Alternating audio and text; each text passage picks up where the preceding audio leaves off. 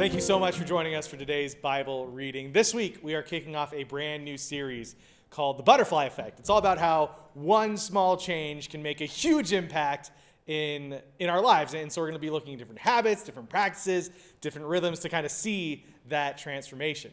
And the first area we're going to look at is how we're kind of all busy and we need to stop and take a breath. I don't know anybody who says that they are bored. Literally everybody I talk to talks about how busy they are. And because we're so busy and our culture has expectations, our work has expectations, we can just keep going and going and going until we die.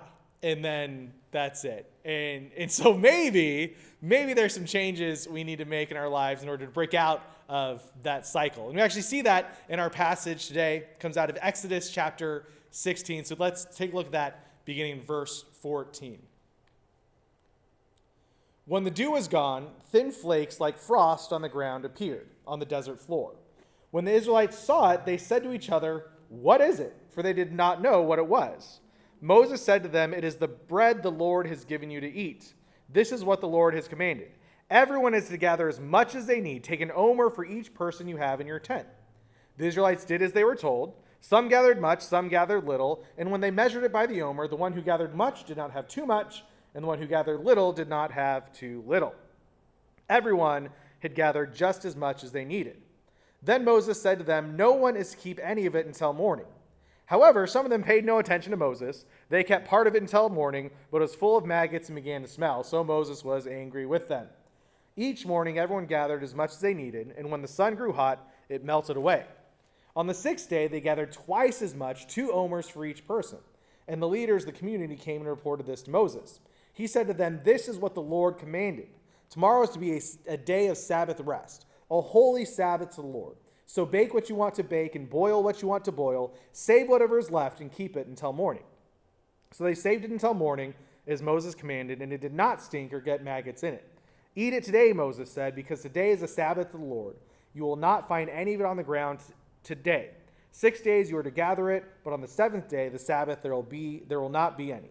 Nevertheless, some of the people went out on the 7th day to gather it, but they found none. Then the Lord said to Moses, "How long will you refuse to keep my commands and my instructions?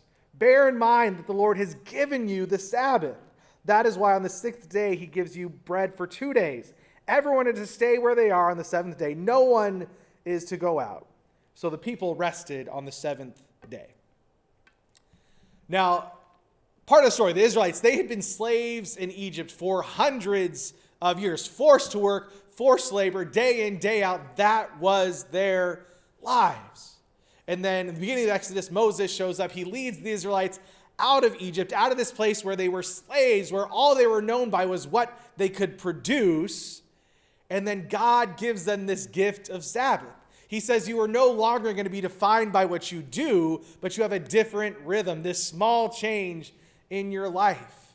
So work for 6 days, but on that 7th day, you are to rest. You are to rest. They collected what they needed for 6 days, and then they rested. And every day they went out to collect. Every day they went out trusting God. Then on the 6th day, they gathered enough for 2 days, and then they rested. It is a gift. The Sabbath is a gift. Yet so often we treat it like a fruitcake that we don't really want. Or when somebody comes over and says, "Here, I made you cookies, but they don't have flour, they don't have sugar, they don't have butter, they don't have chocolate." We're like, "I don't really want that gift." That's how we treat the Sabbath sometimes. Think about where the Israelites were coming from. They were slaves, forced to work day in and day out, never getting a rest. And we're not slaves, yet we are compelled, so many of us, just to work, to fill our lives with productivity, to work 5 days at our jobs, to spend the weekends or the days off just doing everything we can around our houses. God is giving us this gift. He's extending this gift to Sabbath, yet we refuse. We say no. Think about it. It's so easy to respond to an email before we get into bed. It's easy to fill up our weekends with all sorts of activities. We can't keep living like that. We can't just keep going and going and going. We need to build in rhythms of rest.